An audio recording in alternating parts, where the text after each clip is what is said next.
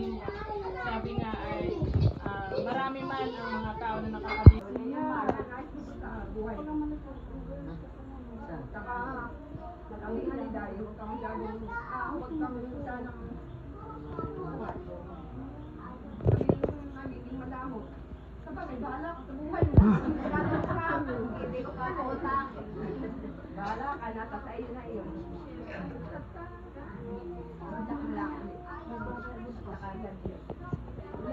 Okay. Iya, wala pang message card. Pasensya na po na may palayan talaga. Happy birthday. Thank you kay Lord dahil binigyan ka ng mahabang buhay. Panagod na Panginoon. Sobrang nagpapasalamat ako dahil kayo yung naging magulang ko. Naging pamilya ko. Kayo yung inspirasyon ko para pag-sumikap. Alam ko mahirap yung buhay.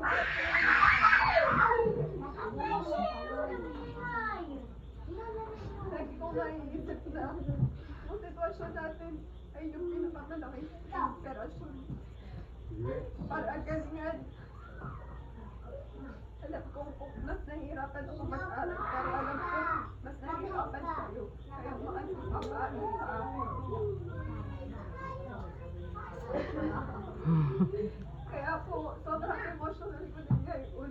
Para po, sa ganito pong edad marami na rin sa akin, parang marami kami pinagdaanan na pagsubok na po sa akin.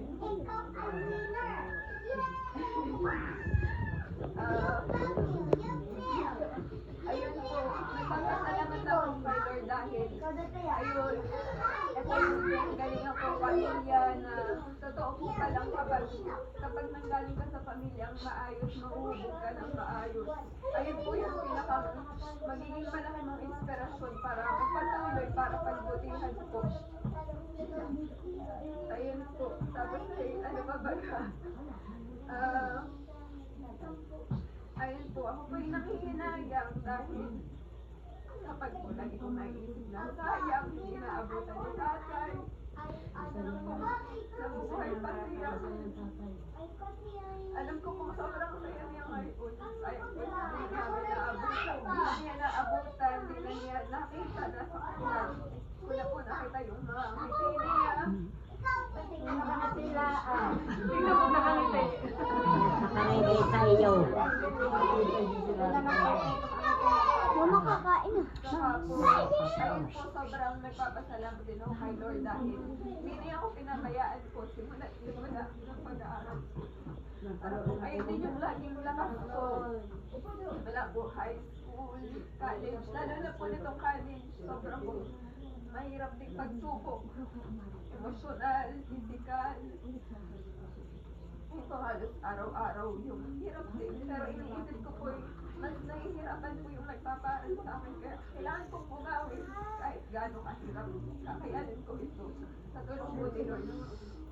Tapos ayun po, hindi ko ako pinabayaan simula po pag-graduate ko, lalo po nung ako'y nag-board exam. Ilang buwan pong review, halos po yung araw-araw.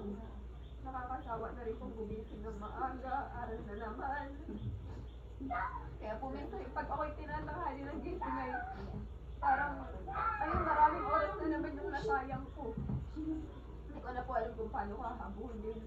Hanggang sa papalapit na po ng papalapit yung board exam, hindi ko po alam kung kakayanin ko. Baga, sobra po yung duda ko sa sarili ko. Wala po akong tiwala sa sarili ko. Kaya pang ginagawa ko na laang, kahit ako'y hindi gano'n nakakaaral. Ako po'y sumisimba. Kami nga po'y laging nag-ano, ano mga kaibigan ko. Tayo na may simba ng simba, hindi naman tayo nag-aaral. Ay di para sabi yun. Tapos po parang minsan ng simba namin nasaktong yung homily ni Father ay sabi, kapag daw may tiyaga ay di may nilaga. Ay di syempre mga kaibigan yung kasama ko, parang sinasabi namin, paano tayo, hindi naman tayo nag-aaral ng maigi, parang dasal tayo ng dasal, hiling tayo, parang pang ayun yung sabi ni Father, hiling kay Lord, tapos naman pagdating sa bahay, tutulog na kayo. Kuha po ng sa review center namin, parang papasok kami ng maghapon, tapos po uuwi. Di syempre po parang pagod na kami, tapos ay maraming mag-aaral kasi pagod na po kami.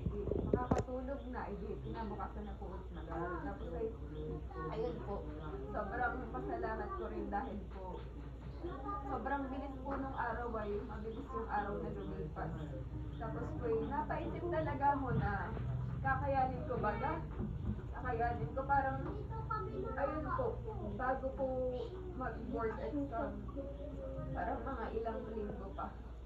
Napaisip po ako, sabi ko, bahala na kung sa akin ito, ay sa akin ito, hindi bigay sa akin. Tapos po, ayun, hanggang sa mag-board exam na. Yun po ay bali 2 araw. Tapos po, yung unang araw, ayun po ay half day kami. Sobrang hirap po talaga. Parang talagang kada shade mo sa sagot. Parang sasabihin mo kada magsasagot kay Lord, ikaw na po ang bahala sa akin. Talagang doon na lang po ako umasa. Tapos po, yun, hanggang sa matapos yung araw ng board exam. Tapos po, syempre, ginawa ko din lahat ng pamahiin. Ginawa ko rin po. Para doon na din umasa. Ligtas di ba ligtas siya? Walang panty. Ganyan po talaga po nilaban namin. Sisipain yung pinto. Nakakatawa nga po nung last day na po. Sabi ko po dun sa kalapit ko na nakilala ko na din doon.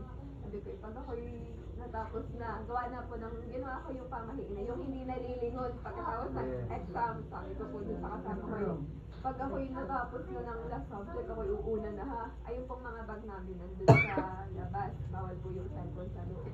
Kalapit lang po namin yung mga pagkain na natapos na po yung huling subject.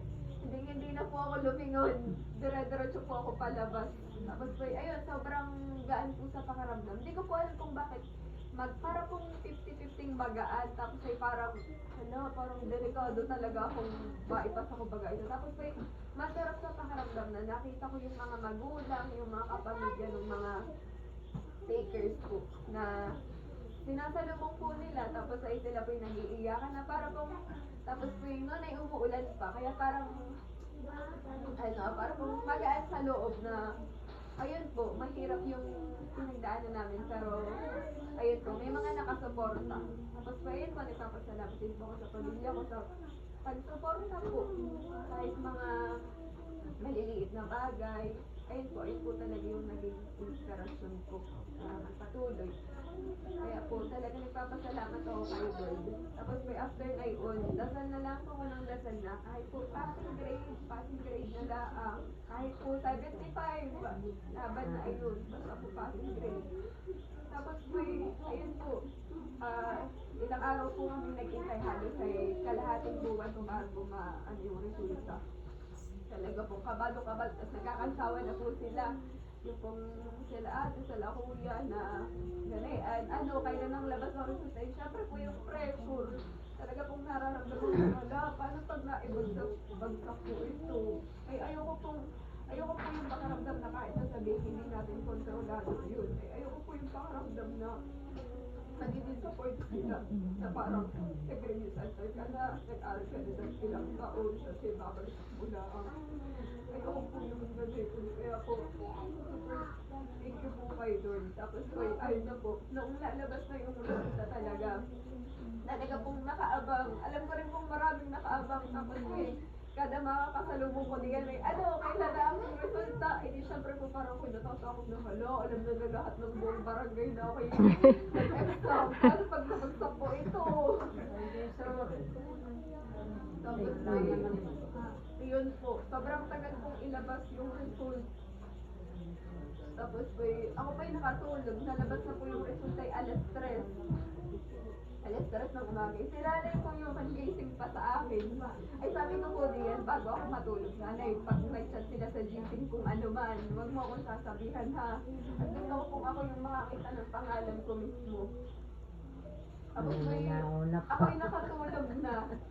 Mga alas 4 na po na ako'y ginising na yan. Sabi po, Shin. Eh di siyempre po, hindi na niya siguro mapigilan din na tuwa siya, masaya.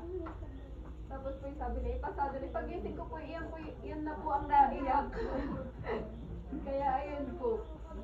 Sobrang saya po. Sobrang saya pa lang makita yung pangalan mo sa listahan ng umasar. Tapos may parang lahat ng paghihirap sa iyo. Tapos ay para sa pamilya mo po. Sobrang sarap po sa pakiramdam. Kaya po ayun, sobrang salamat po kayo sa blessing. Tapos may isa maagang pa-birthday kay nanay. Saktong-sakto nga po, napakagaling din Lord. Napakagaling po. Tapos po yung passing grade po na hinihingi ko, sobrang po yung pinigay niya. Kaya, thank you Lord po. Grabe po si Lord po po Diyos. Ayun daang po. Magandang gabi.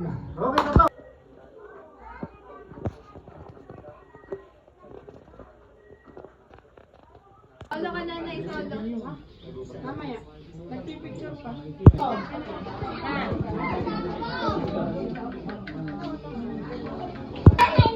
Pero sa everybody yan, na nadi dito pa. Oo, mother, pang senior nga. Pang veggies, chubales niya. Mother, nilagyan mo na. Pag nilagyan mo yan, ito the best iyan. Pag nilagyan mo. Hindi. Haluin mo. Dapat tayo kuhan. Sandali. Ate, haluin. Haluin natin po pag gana yun. Pwede mo haluin mo, pwede yung may kutsara dito. Ay, sorry po. Ako po mga haluin. Nanay daw. Kinarap. Sarpe, kinarabusaw na yung... Sarap. Makadami, mapaunti. Pang family to rin nga, ayaw mo na to. Makatikin din sila. Oh. Yan, ginagana niya yan. Wala tayo sa bundok ay. Baka dami ho, kaya madami. Oh, yan na. Dito.